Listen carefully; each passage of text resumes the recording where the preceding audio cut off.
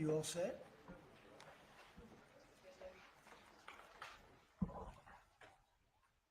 How are you? Thank you very much for being with us. It's a good time for this country. We have the hottest country anywhere in the world. I think you're hearing it from a lot of people, not just from me. Uh, we're doing very well in so many ways. And the gentleman on my right, we recruited him. We tried to get the best person. We got a man that you'll hear in a second has done an amazing job with respect to Social Security. He's running it, and he's running it like nobody ever even dreamt possible. And it's the 90th anniversary right now of Social Security. So today we celebrate that 90th anniversary of one of the most significant pieces of legislation ever signed into law, the Social Security Act of 1935. And we're going to make it stronger, bigger, and better. We're doing a job. In the campaign, I made a secret pledge to our seniors that I would always protect Social Security. And under this administration, we're keeping that promise and strengthening Social Security for generations to come. You keep hearing stories that in 6 years, 7 years, Social Security will be gone. And it will be if the Democrats ever get involved because they don't know what they're doing. But it's going to be around a long time with us. Very much, you'll be surprised to hear some of the numbers. I'm delighted to be joined by the Commissioner of the Social Security Administration, Frank Bisignano. Oh, in the world of business, in fact, I wrote some of the little things down that he's had an amazing. He was Chief Operating Officer of JP Morgan Chase. He worked for Jamie Dimon. And Jamie Dimon said that he was amazing. So think of that, Chief Operating Officer, JP Morgan Chase, had a storied career. Then he went to First Data. For those in the business, you'd know it's the largest payment company anywhere in the world. And worked for Henry Kravis, and it was in big trouble. He took it over as CEO. He made it incredible. They merged with Fiserv, and he became CEO of that. And that became extremely successful. That was in Milwaukee. I guess they have the Milwaukee Arena, and where we had some good success and some good speeches. But he's a really legendary guy, and he wanted to do this. I mean, he just wanted to straighten out Social Security because he loves our country. And what he's done in a few months is amazing. Almost 60 million American seniors rely on Social Security for peace of mind and a life of dignity in retirement. These Americans paid into the system, and they deserve leaders in Washington who are going to protect the benefits they've had and protect Social Security. Under Biden, Social Security went down like nobody's ever seen. It deteriorated. There's never been anything like it. The 4 years of Biden were very, very destructive. It couldn't have gone on much longer. Social Security was going to be destroyed. It was being destroyed. The average call wait time reached an all-time high of more than 42 minutes. Field office wait times were at 32 minutes, which is unheard of. And the disability claims backlog was the longest ever in recorded history. In other words, it was run just like the country was run. It was run really badly.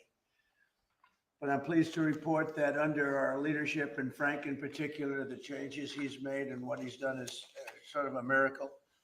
Sort of like what happened with the country as a whole. Field office wait times are now down 30% since last year, and it looks like it's going to a total record number. And the record was set in a long time ago when the world was a lot different place. So we're gonna beat that record. Call wait times are down 73% while serving twice as many customers per day. The disability claims backlog is down 26%, and seniors now have 24/7 online access to their accounts, which they never had before. Whereas under Biden, the website was down 29 hours a week. For maintenance purposes. It was essentially not open very much. They were always maintaining it, but they didn't know what the hell they were doing. They had a person running that had no idea what they were doing. Among my very first acts was to order all government employees to return to the office or be removed from the job, which means our Social Security offices are now open for full business hours, 5 days a week. So unlike being shut down all the time, we're open at record levels also. We're making it really great for the people that want and demand Social Security, and they paid into the system. They deserve it. Last month, I signed one big, beautiful bill and allowed no tax on Social Security for our great seniors. Okay, so how's that? Not bad, right? No tax on Social Security for our seniors. And to protect our benefits, we've already kicked nearly 275,000 illegal aliens off of the Social Security system. These are people, many of them have already left the country, and yet we were sending them checks all the time. And 275,000, and that number is now even larger than that, Frank. It's an unbelievable job. And what that's doing is making the system strong. It's making it strong. Biden never kicked anybody off. Everybody joined. And we're carrying out historic deportations to remove many more illegals committing Social Security fraud. It's the Social Security fraud that was taking place at levels that nobody's ever seen. We cleared 12.4 million names listed in the Social Security database over 120 years of age. Think of that. So we had 12.4 million names where they were over 120 years old. Is that right? That's a hell of a statement.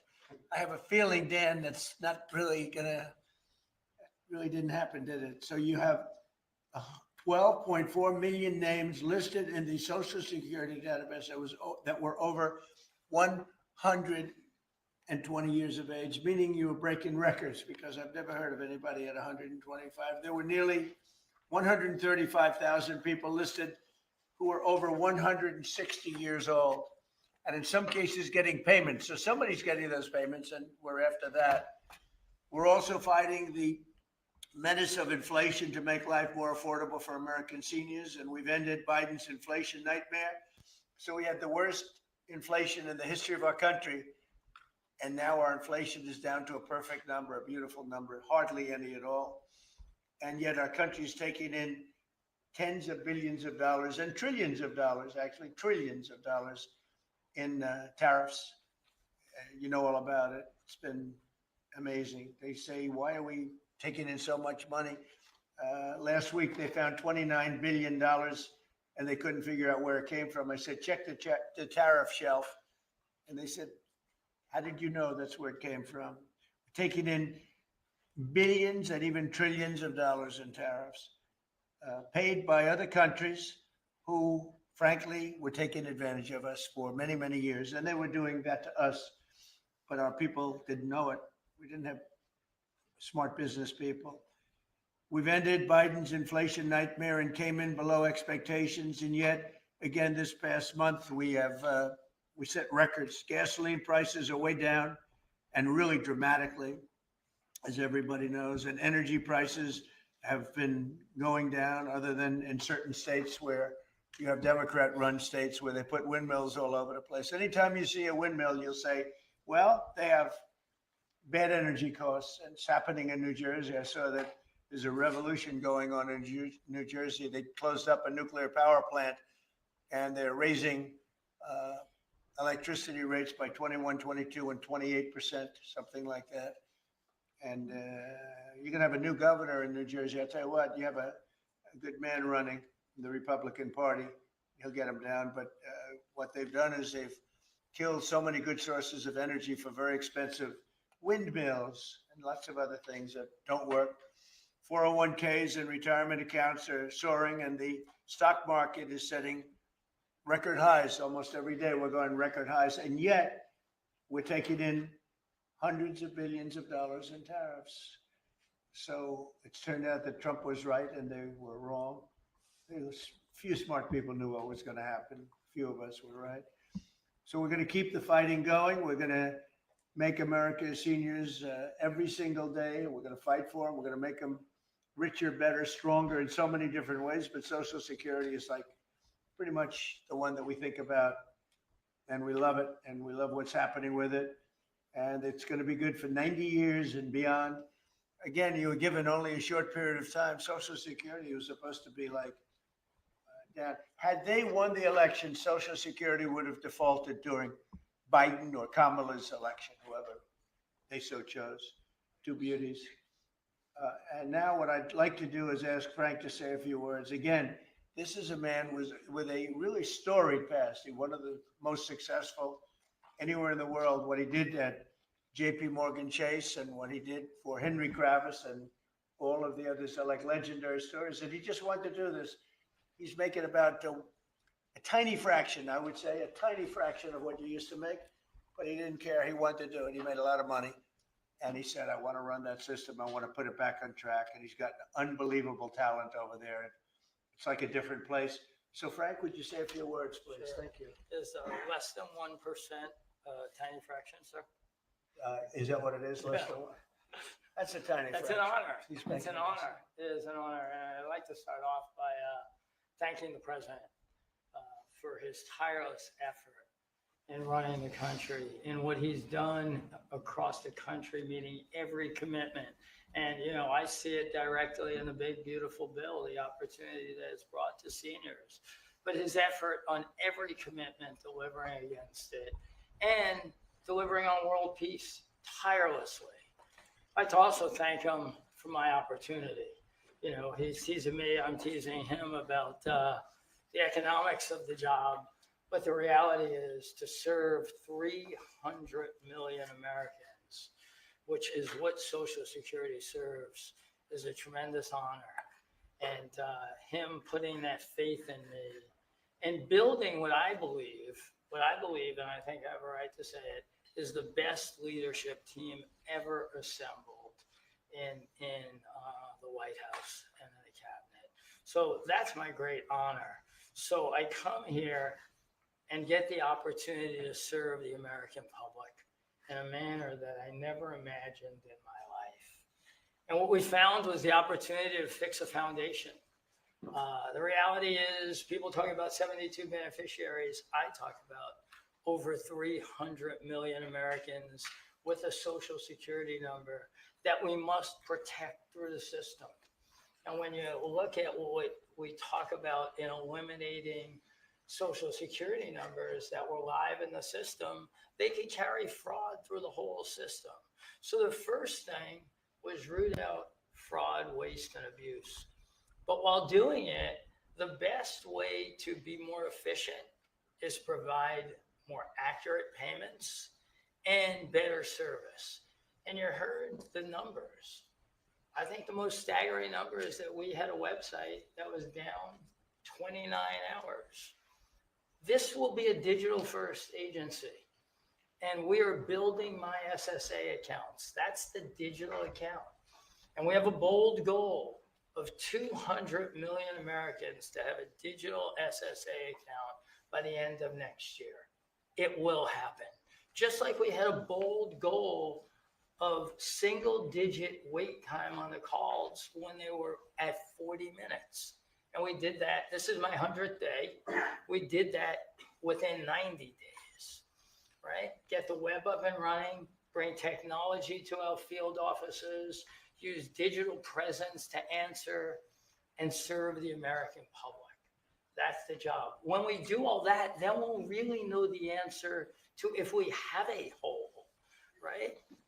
I was presented in my second week on the job with $18 billion in errors by the Inspector General. It was public. In less than a month, we solved $9 billion of it. So that's the type of swift action we can take, right? You see the things like the big, beautiful bill for the seniors. You see better digital services. You see field office wait times down. If you make an appointment to have a field office visit, it now happens in 6 minutes. Unprecedented. We are serving more people and delivering more than was ever delivered before in a manner with the highest possible quality, and we've just begun. You should expect this to be a great digital-first agency. My commitment to make this happen is as deep as the president's commitment to make the world a great place. And you see the fabulous job happening here across America and what he's doing in the world. You should expect Social Security, just like the president I thank him for making America great again. It's happening. Social Security will be great again. You have my commitment. Thank you, Mr. President. Thank you very much, President. I'm going to sign the new proclamation, please. Sir, this is a proclamation both commemorating the 90th anniversary of the Social Security Act, the signing of the Social Security Act, and also the incredible accomplishments of your administration, fixing and promoting and safeguarding Social Security. And it also obviously mentions the fact that as part of the One Big Beautiful Bill, a vast majority of our senior citizens are no longer paying taxes on their Social Security benefits, as you promised in your campaign and as you delivered for the American people. That's a big factor, isn't it? Yes, sir. That's great. I think they're very happy about it too. They're very happy about a lot of things. Good job, Frank. Thank you, sir. And Frank has brought with him some of the most talented people in business, and they were making a lot of money, but they made a lot of money. They had money they didn't have to make anymore, and they just want to do this. They want to have our country become strong, good, and that's what's happening. And we're doing that in a lot of locations, a lot of areas. You deal with some of the people that are commissioners, that are secretaries of state, secretaries of treasury and commerce, people that were really, really successful people. And they gave all that up to make a very small amount of money. They don't even consider it a fraction. You say 1%, less than 1%. That's pretty good. That's a big pay cut. But Frank is one of the most outstanding of all. His career has been incredible, and you just have to look at what happened at JP Morgan Chase and look at what happened with First Data. First Data was the biggest company of its kind in the world, but it was not going to make it. He went in, and it became a tremendous success. It merged into another company, and he became the head of that company. And he said, let me go save Social Security. Because as big as that stuff is, it's small potatoes compared in terms of numbers, right? In terms of numbers, these are big numbers. Government numbers are big numbers. So I want to thank everybody for being here, but I'm really proud of you, Frank. And here's your proclamation, and let's take a look at what that looks like. Signed by the human hand. For a change. That's good, right? Do you have any questions for Frank? Mr. President.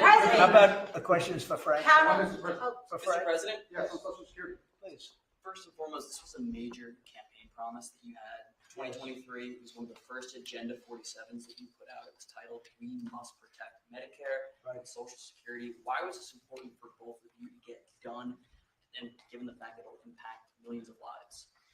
Well, it was very important to me because I knew how Social Security, I've been hearing about it for years, long before I came to office, that it was really going to die very shortly. And I had to put somebody outstanding in, and I was talking to him on a business sense once, and I said, this guy's amazing. And he said, I'd love to help you with Social Security because it's sort of what he does. You know, he takes troubled entities and turns them around. And he did some of the biggest messes in the world, and Social Security in a certain way, I guess, you reported it all the time. In 4 or 5 years, it's going to go bust, but not anymore. It's not. And he's got it turned around so well. The proclamation helps. All of the things we've done help.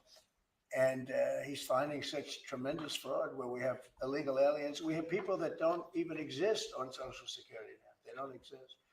And what it does, it makes it totally secure and powerful for the people that are on it and need it.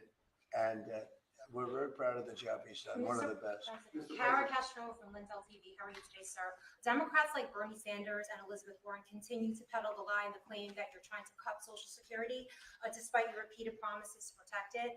Why do you think they keep pushing this misinformation and literally terrorizing the elderly in America that sadly keep watching the very misleading mainstream media? I love your question. I should have called you almost first, but I love his questions also, almost. But it's such a good question. It's so vicious what they do. Elizabeth Warren said she was an Indian. We call her Pocahontas. She's a liar. She lied her whole career. Based on the fact that she was an Indian, she was able to get into certain colleges, get certain jobs, get into certain universities to work there. She's a liar and a mean person. She's a nut job. I watched her the other night. She's all hopped up endorsing a communist in New York City. And she was all excited and jumping up and down. She's got to take a drug test. She really does. She's got to take a drug test. There's no way somebody can act that way and be normal. What she's done to our financial institutions, she destroys people. You know that you had a lot of great banks in the Midwest and banks that loaned to farmers and others, and they went out of business. She put them out of business. Stone cold mean. Banks that were open 150 years, family banks that supplied the farmers and manufacturers and others. And she put him out of business. She's a mean, horrible human being. Bernie Sanders is Bernie Sanders. I don't mind him so much. He's just a liberal guy, very liberal guy. He's a wacky guy. He's still sharp. I got to tell you, you know, he's 86 or 87 or something. He's still sharp. You compare that to Joe Biden, it's, you know, sort of what happened. So I don't mind Bernie Sanders. With him, you know what you're getting. You're getting a guy, he's a nasty guy, but he's somebody that, I don't know if I call it a fastball, but he's able to throw the ball pretty well. He's okay. I watched him the other day. He was totally on the opposite side of things. I will say this, the biggest issue right now and an issue that's really taken hold is crime, stopping crime in the cities. And the Democrats are fighting the stopping of crime. So I think that's like men playing in women's sports is okay, or transgender for everybody, okay. But this is a bigger issue. This is the biggest of all issues. Crime is rampant in DC. It's rampant in our generally blue-run cities. And they've got to do something about it, or they're never going to win another election. And instead of calling me a dictator, they like to say Trump's a dictator. Trump's a dictator. Well, I had calls from many, many friends, including Democrats. I have a lot of Democrat friends, but they're normal people. And they were thanking me so much for what I'm doing in DC. They feel so safe already. And you know, at the border, we had 0 people come in, and this is done by a liberal group. They're the people that do it. I have nothing to do with it. 0 people in 3 months. We had 0, 0, and 0 for 3 months. And last year we had millions of people pouring in from all countries, from jails, from drug addicts, gang members, drug dealers by the thousands and thousands. 11,888 murderers, half of whom committed more than one murder. They flowed into our country. And for the last 3 months, we had none. And I didn't remember when Joe Biden used to always go, I need legislation. I had no legislation. I just said, we're closing the borders. And the whole world understood it because they respect your country again. They really respect this country again. They didn't respect it. When he said it, it didn't mean anything. But now they know it meant a lot. And Mexico does what we tell them to do. And Canada does what we tell them to do, because we had the 2 borders. We have the northern border, southern border. And they were both horrible. But now it's some people say it's a miracle. Well, what Frank has done with Social Security also is something very special. But what we're doing with crime, which will be your next question, I guess, that's because everyone's they're afraid. Half of the people here, maybe all of the people here, most of you live in DC, you are petrified to go out. And you're liberal. And if you're liberal, you're going to have to change. You're Democrats. You're going to have to change your ways. So we will have crime under control very shortly in DC, but they're record numbers. And sadly, what I guess the mayor did, but whoever it was, they asked the numbers to be fudged so that it would show less crime than the fact. The fact is, it's worse than it's ever been. And we will have it in, just like we did at the border, where with borders are totally in great shape right now, the best ever, record-setting shape. We'll have the crime situation solved in DC very soon. And we're also going to beautify the city. We have a beautiful city, but you can't have graffiti, and you can't have roads with potholes, and you can't have the medians, the dividers in the roads falling down on the street. We're going to be beautifying the city, making it really beautiful. We're going to be getting the criminals the hell out of here. We don't want the criminals in Washington, D.C. Mr. President, one on your Putin meeting and then one on DC crime. Are you prepared to offer Vladimir Putin access to rare minerals to incentivize him to end the war? We're going to see what happens with our meeting. We have a big meeting. It's going to be, I think, very important for Russia. And it's going to be very important for us, and important for us only that we're going to save a lot of lives. Look, we have, we're not paying any money, as you know, to Ukraine. We're supplying equipment, and we're being paid 100% plus for that equipment. by NATO. And I got NATO up from 2% to 5% of GDP. They now have billions of dollars. NATO is a very rich group of countries, and we make the best military equipment anywhere in the world by far. And they're buying our equipment, and they're paying 100% for the equipment, 100%. In fact, they owe us about $2 billion now. They're going to send a check. Another one was sent recently for $1 billion. So we're not spending any money anymore. Biden gave them $350 billion, got nothing for it. And if you look, and by the way, we also signed a rare earth deal where we get, years of rare earth to get our money back, the money we spent. But what I'm really doing this for is to save thousands of soldiers a week. You have Russian soldiers, you have Ukrainian soldiers, and then you'll have missiles dropped into various cities and towns in Ukraine. And they're losing last week they lost 7,251 people, mostly soldiers, Russian and Ukrainian soldiers. I'm doing it for that reason. We have a meeting with President Putin tomorrow. I think it's going to be a good meeting, but the more important meeting will be the second meeting that we're having. We're going to have a meeting with President Putin, President Zelensky, myself, and maybe we'll bring some of the European leaders along, maybe not. I don't know that it's going to be very important. We're going to see what happens. And I think President Putin will make peace. I think President Zelensky will make peace. We'll see if they can get along. And if they can, it'll be great. I've solved 6 wars in the last 6 months, a little more than 6 months now. And I'm very proud of it. I thought the easiest one would be this one. It's actually the most difficult. We had one war raging, as you know, for 37 years. One in the Congo with Rwanda was raging for 31 years. We solved 6 of them, made peace, not just solved them, we made peace. If you look at Pakistan and India, planes were being knocked out of the air. 6 or 7 planes came down. They were ready to go, maybe nuclear, we solved that. I thought this would be maybe an easier one. It never made sense, this war. It would have never happened when I was president. If I were president, this war would have never happened. But millions of people have been killed. And I'm there for one reason, to see if I can solve. This was Biden's war. This isn't my war. I want to see if I can stop the killing. Yeah. Rare earths, do you plan to offer him access to that at all? We have great rare earth. We made that as payment for all of the money that we've spent so foolishly in Ukraine. We spent $350 billion. Now Europe spent $1 billion. That's a lot of money. They spent $100 billion. That's a lot of money, but we shouldn't be spending a lot more money than them, and they understand that. And I think that's maybe why we're not spending money anymore. We're not spending any money. They're paying us for everything. So people are shocked when they hear it. They don't even understand. They don't even write about it. But we're not spending money, but we are spending a lot of time trying to get the war solved. If we can get the war solved, we'll be very happy. As far as rare earth, that's very unimportant relative. I'm trying to save lives. On DC crime, sir. President, on DC crime, do you have a message for the Democrat lawmakers like Nancy Pelosi or media who are saying after living here for many years that there is no crime and you're trying to start a new news cycle? It's another reason why the Democrats lost the election in a landslide. They lie. It's just lie. Look, the crime is very bad. I think they'd be much better off saying, we want to help President Trump with the crime because it's an epidemic. It's a tragic situation. It's the worst it's ever been. And we want to help President Trump with the crime, as opposed to, he's a dictator. He's a dictator. People are so happy to see our military going into D.C. and getting these thugs out. As you know, we arrested a lot of people yesterday. We arrested a lot of people today. We're getting people that have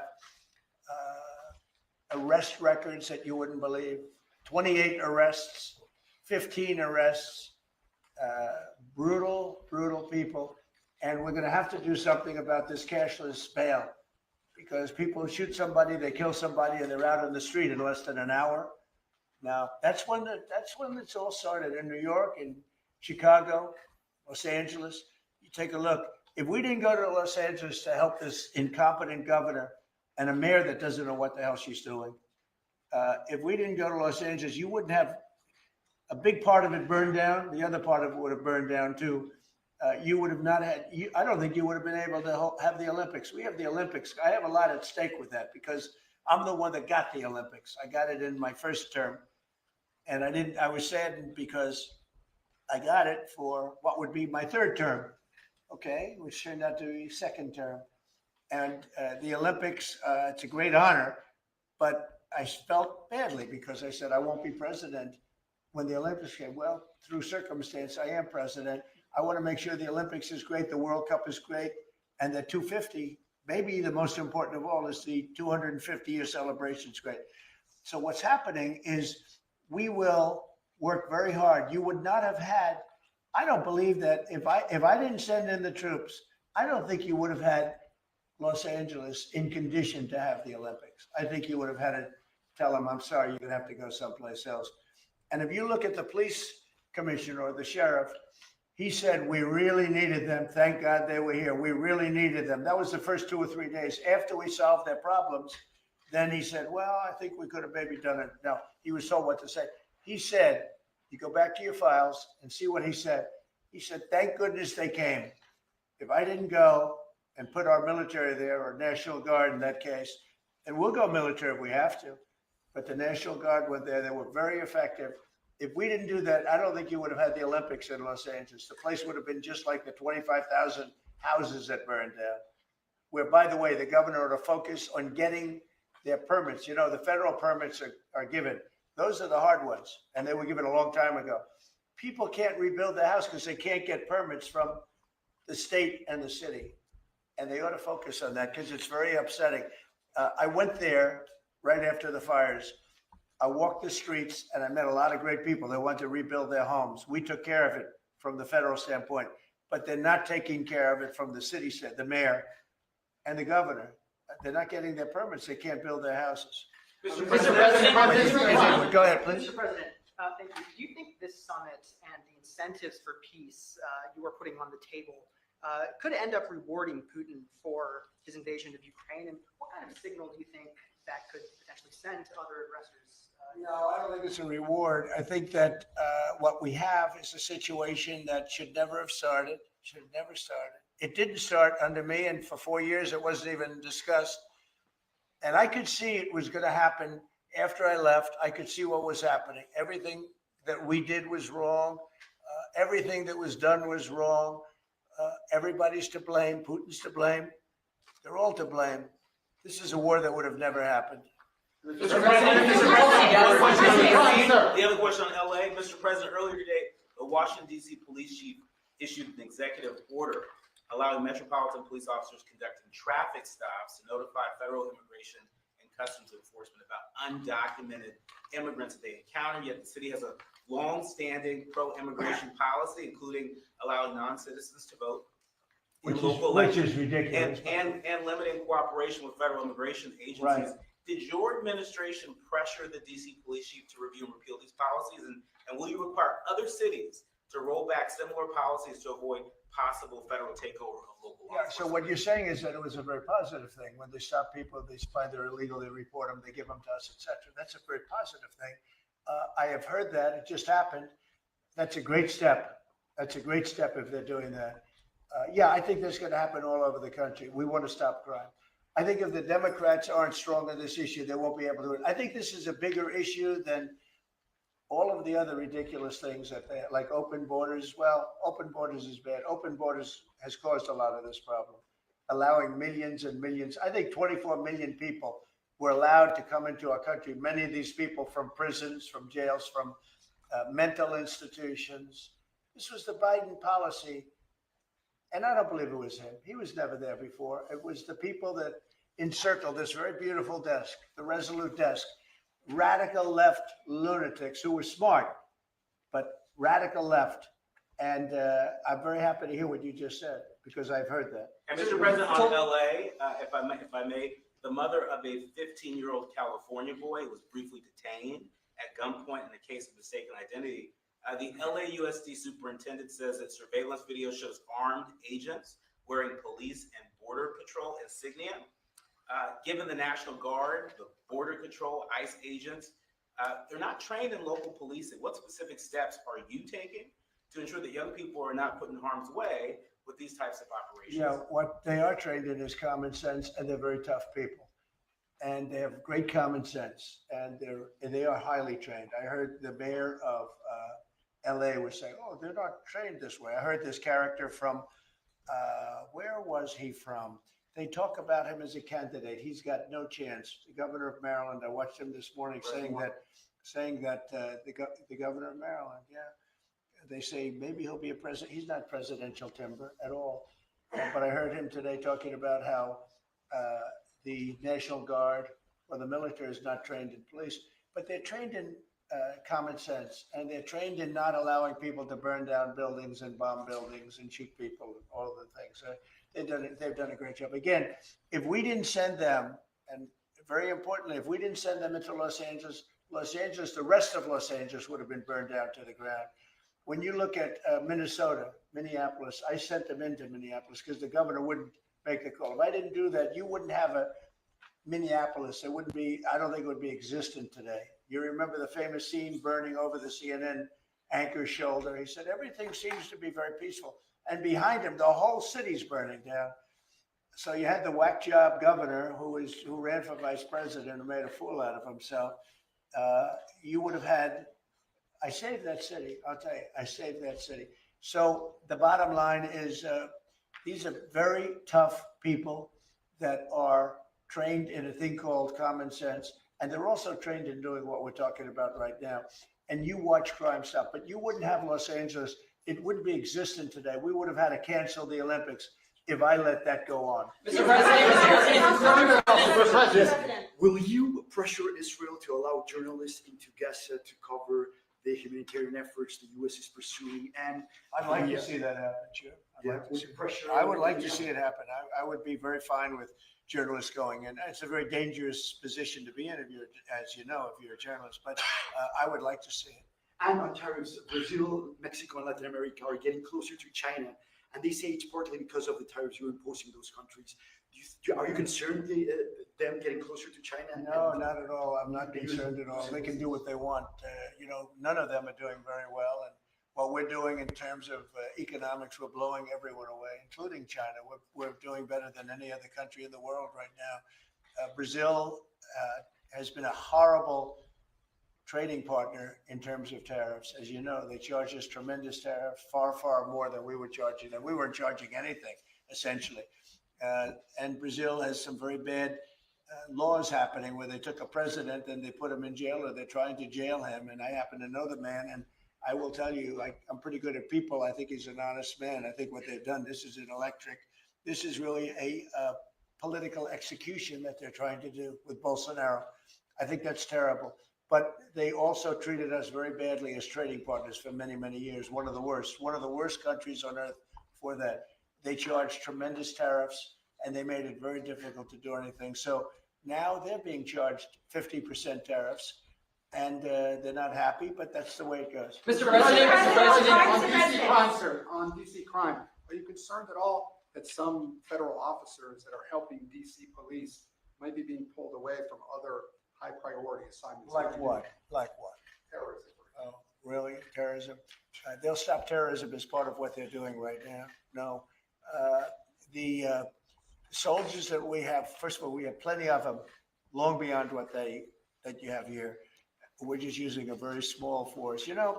In Washington, D.C., they have thousands of police. They have a lot of police, but the police weren't allowed to do their job. We have a lot of great ones. And you have some that weren't so good, to be honest, but they weren't allowed to do their job. But now they are allowed to do their job. And essentially it's only 2 days, but you look at the numbers already, they're dropping.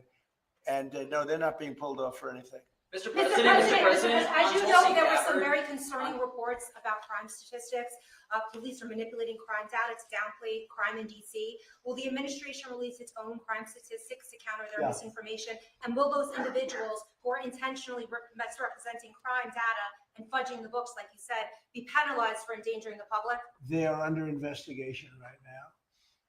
They are giving us phony crime stats, just like they gave other stats in the financial world, but they're phony crime stats. And Washington, D.C. is at its worst point, and it will soon be at its best point. You're going to have a very safe, you're going to have a crime-free city. I mean, I say that. You're going to have virtually a crime-free city. And these are strong men, but the criminals are strong men and women, but they're strong men. And these are people that don't play games. We're not playing games. These are criminals we're dealing with. And they treated people. They took one of the people that worked for us the other day. You saw the beating, the pounding, 10 against 1. And they pounded the hell out of him. He's lucky to be alive. He's barely, almost killed. And we're not going to have that happening, please. Mr. Tulsi Gabbard declassified more documents last night related to the Russiagate hoax. She's doing a great job, by the way. That was another fake story. I'm very happy with the job she's doing. That's right. They declassified some terrible documents talking about Democrats and what they did. Radical left lunatics. It showed that then DNI James Clapper sent out emails to IC officials saying that it would be a team sport to push then the debunked 2017 ICA report, and that it might lead them to compromise on their normal modalities. What's your reaction to the latest declassification? And in your view, sir, what does real accountability look like for players? It's incredible what we're finding. Absolute proof of guilt. And we'll see what happens. But Clapper and Comey and that whole group of criminals, they're criminals. And they made it very tough. You know, they did the fake Russia witch hunt that lasted for 2 years. And I got totally exonerated. There was no doubt about it. They should have done it in 1 day, not 2 years. But it was a whole scheme to try and demean Trump so that I couldn't win an election. And that is a criminal group of people. They're sick people, and they're criminals, and they should be taken care of. Mr. President, does Putin have a strong hand tomorrow? Well, he came to our country, and I heard CNN fake news talking about that was a big win for him. Normally, you would say the opposite, but they said, oh, it's a big win that he came here. Normally, we would say the opposite, he came here. I think that President Putin would like to see a deal. I think if I weren't president, he would take over all of Ukraine. It's a war that should have never happened. If I weren't president, in my opinion, he would much rather take over all of Ukraine. But I am president, and he's not going to mess around with me. Mr. President, on Russia, Mr. President, would you support or agree to reducing NATO troops in Europe, in countries like Poland, in order to get Russia to agree to a peace deal? That hasn't been put before me, and I'll think about that for later, but it has not been put before me. Go ahead. Is anything less than an unconditional and immediate ceasefire a victory for the U.S.? Tomorrow? Yes.